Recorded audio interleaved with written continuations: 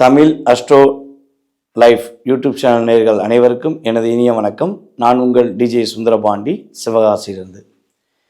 நேயர்களே, தற்போது நம்ம பார்க்க போகிற விஷயங்கள் என்னன்னு பார்த்தீங்கன்னா, அஸ்வினி முதல் ரேவதி வரை 27 நட்சத்திரக்காரர்களுக்கும் என்னென்ன விஷயங்களை கடைபிடிக்க வேண்டும், எந்தெந்த திசைகள் அவர்களுக்கு சாதகமான திசைகளாக இருக்கின்றன, என்னென்ன தானங்கள் கொடுத்தா அவங்களுடைய வாழ்க்கையில மாற்றங்கள் ஏற்படும், ஒரு முன்னேற்றமான சூழ்நிலையை நோக்கி பயணிக்க முடியும் என்பதை பற்றியும், அவர்கள் வழிபாடு செய்ய வேண்டிய அதிதேவதைகள் மற்றும் அவர்கள் வழிபாடு செய்ய வேண்டிய தெய்வங்கள் என்னென்ன அப்படிங்கிறதை பற்றி நாம் பார்க்க போகிறோம். ஏன்னா ஒவ்வொரு நட்சத்திரங்களுக்கும் ஒவ்வொரு விதமான தானங்கள் கொடுக்க வேண்டும். நம்ம இப்போ ஒரு நட்சத்திரத்தில் பிறந்திருக்கோம், நம்ம வீட்டில் 4 நட்சத்திரக்காரங்க இருப்பாங்க அல்லது 5 நட்சத்திரக்காரங்க இருப்பாங்க. ஒரே தானம் கொடுத்தா அவங்களுடைய வாழ்க்கை அத்தனை பேருக்குமே மாற்றம் வந்துடுமான்னா இல்லை. ஒவ்வொரு நட்சத்திரங்களுக்கும் ஒவ்வொரு சூட்சமங்கள் இருக்குது. ஒவ்வொரு நட்சத்திரக்காரர்களுக்கும் ஒவ்வொரு ராசி அதிபதிகள் இருக்காங்க, ஒவ்வொரு கிரக ரீதியான அமைப்பு ரீதியான அதிபதிகள் இருக்காங்க, அதிதேவதைகள் இருக்காங்க. ஸோ அதெல்லாம் யாருக்கு என்னென்ன விஷயங்களை கடைபிடிக்கணும்.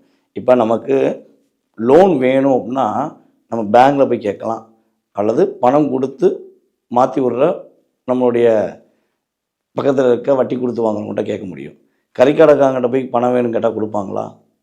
கொடுக்க மாட்டாங்க. பலசரக்காரங்கிட்ட போய் எனக்கு ஒரு 50,000 கொடுங்க, நான் உங்களுக்கு தரேஞ்சுனா கொடுப்பாங்களா? கொடுக்க மாட்டாங்க. ஏன்னா அவங்களோட பணம் இருக்கும், பட் அவங்களுக்கு அந்த பொறுப்பு கிடையாது. பணம் கொடுக்கறதுக்குன்னு யார் பொறுப்பு இருக்கோ அவங்க தான் அதை கொடுக்க முடியும்.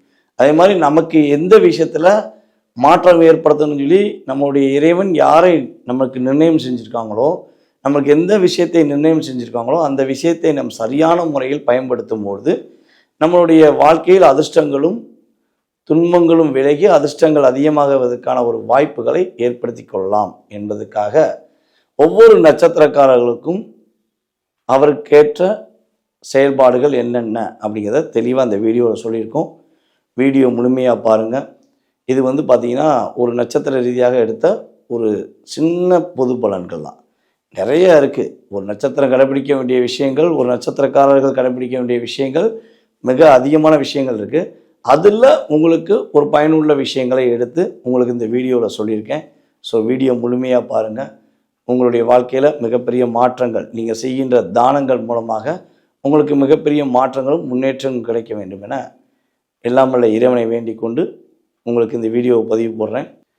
அதுக்கு அடுத்தபடியாக நம்ம பார்க்க போகிற நட்சத்திரம் பார்த்திங்கன்னா மிருகசீர்ஷ நட்சத்திரம். மிருகசீர்ஷ நட்சத்திரம் பார்த்திங்கன்னா நம்முடைய ரிஷபராசியிலும் இருக்கிறது. அதுக்கு அடுத்தபடியாக பார்த்திங்கன்னா மிதுன ராசியிலும் இருக்குது. மிருகசீர்ஷ நட்சத்திரக்காரர்களுக்கு மேற்கு திசை மிக அற்புதமான திசையாக இருக்கும். மேற்கு திசையில் வீடு கட்டுறவங்க மேற்கு சார்ந்த சென்று பகுதியில் வீடு வச்சாங்கன்னா அற்புதமான காலகட்டமான ஒரு முன்னேற்றமான செயல்பாடுகளை நோக்கி பயணிப்பாங்க. நீங்கள் செய்யக்கூடிய தானம் பார்த்தீங்கன்னா கோதானம், அதாவது கோயில்களில் பசுமாடை தானமாக கொடுப்பாங்க. ஸோ அதை தான் நம்ம கோதானம்னு சொல்லுவோம். கோதானம் யாரெல்லாம் தானமாக கொடுக்கிறார்களோ அவர்களுக்கு தன்னுடைய பூர்வ ஜென்ம பாவங்கள் எல்லாம் விலகி மிகப்பெரிய ஒரு பாக்கியமான ஸ்தானத்தை நோக்கி பயணிப்பதற்கான வாய்ப்பு உண்டு. அதேபோல் பசுமாடுகளுக்கு உங்களால் முடிஞ்ச அளவு உணவுகளை நீங்கள் தானமாக கொடுப்பது மூலமாகவும் நல்ல ஒரு மாற்றம் உண்டு என்பதை உறுதியாக சொல்ல முடியும்.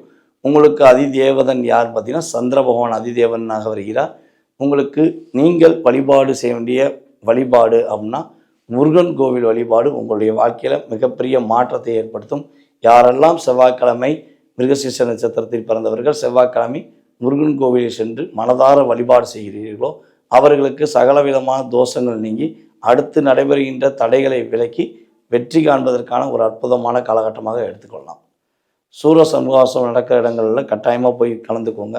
அதன் மூலமாக நல்ல மாற்றம் ஏற்படும். நாக தேவதைகள் வழிபாடு மூலமாக உங்களுக்கு நாகதோஷம் நீங்கி வெற்றிகரமான சூழ்நிலையை நோக்கி பயணிப்பதற்கான காலகமாக உறுதியாக இருக்க போகுதுங்க. அதுக்கு அடுத்தபடியாக நம்ம பார்க்க போகிற நட்சத்திரம் பார்த்திங்கன்னா திருவாதுரை நட்சத்திரம். திருவாதுரை நட்சத்திரம் பார்த்திங்கன்னா ராகுவோட நட்சத்திரம்.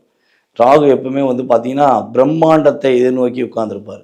அதே மாதிரி திருவாதிரை நட்சத்திரக்காரங்க எதை பண்ணாலும் கொஞ்சம் பெருசாக பண்ணணும்னு ஆசைப்படுவீங்க, அதை பிரம்மாண்டமாக பண்ணணும்னு ஆசைப்படுவீங்க. நீங்கள் உட்காந்துருக்க ராசியும் பார்த்திங்கன்னா மிதுன ராசி.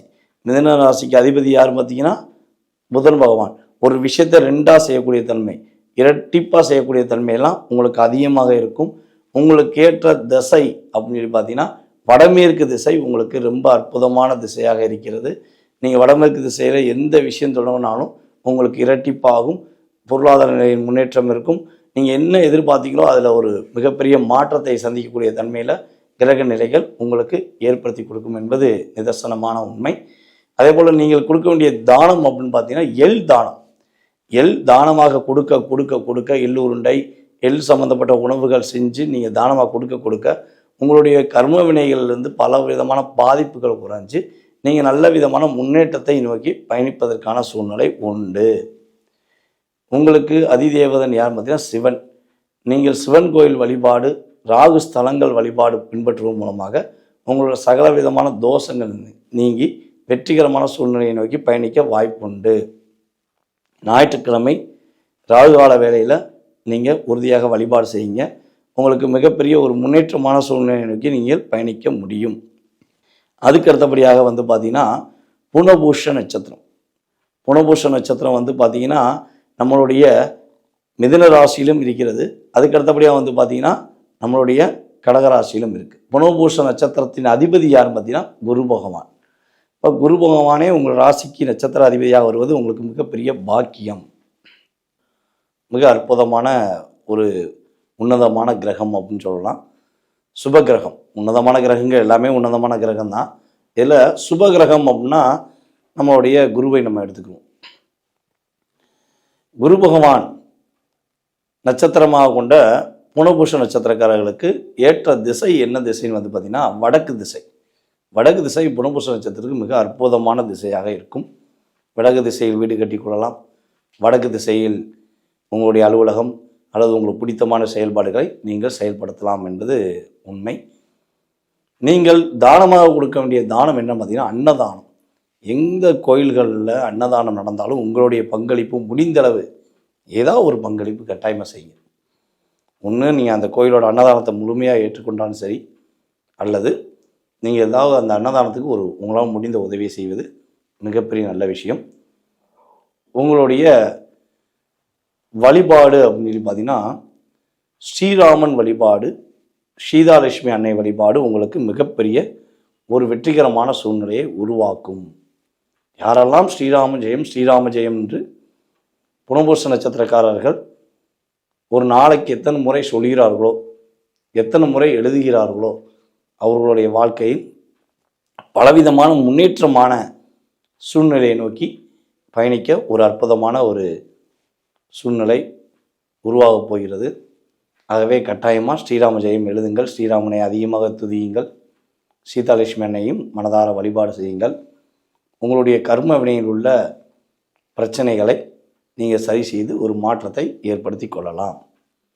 நேயர்களே, தற்போது வரை உங்களுடைய நட்சத்திர ரீதியாக நீங்கள் செய்ய வேண்டிய தானங்கள் மற்றும் வழிபாடுகள் என்பதை மிக உங்களுக்கு துல்லியமாக கணித்து குறிப்பிட்டிருக்கிறேன். நீங்கள் இந்த வீடியோ பார்த்துருக்கவங்க கட்டாயமாக அதை கடைபிடிங்க. இது ஒரு பொதுவான பலன்கள், ஆனால் வாழ்க்கையில் மாற்றத்தை ஏற்படுத்தக்கூடிய பலன்களாக உறுதியாக இருக்கும். மேலும் உங்களுடைய சுய ஜாதக ரீதியாக நீங்கள் செயல்படுத்த வேண்டிய விஷயங்கள், உங்களுடைய லக்ன ரீதியாக உங்களுக்கு நடக்கும் தசாபுத்தி ரீதியாக உங்களுடைய எதிர்கால வாழ்க்கையில் மாற்றத்தை ஏற்படுத்த வேண்டும் என நீங்கள் விரும்புகிறீர்கள் என்றால் உறுதியாக கீழே உள்ள வாட்ஸ்அப் நம்பருக்கு உங்களோட டீட்டெயில்ஸை வாட்ஸ்அப்பில் சென்ட் பண்ணுங்கள். உங்களுக்கான கால அளவு எந்த நேரத்தில் நீங்கள் ஜாதகம் பார்க்கலாங்கிறத அப்பாயின்மெண்ட் கொடுப்போம்.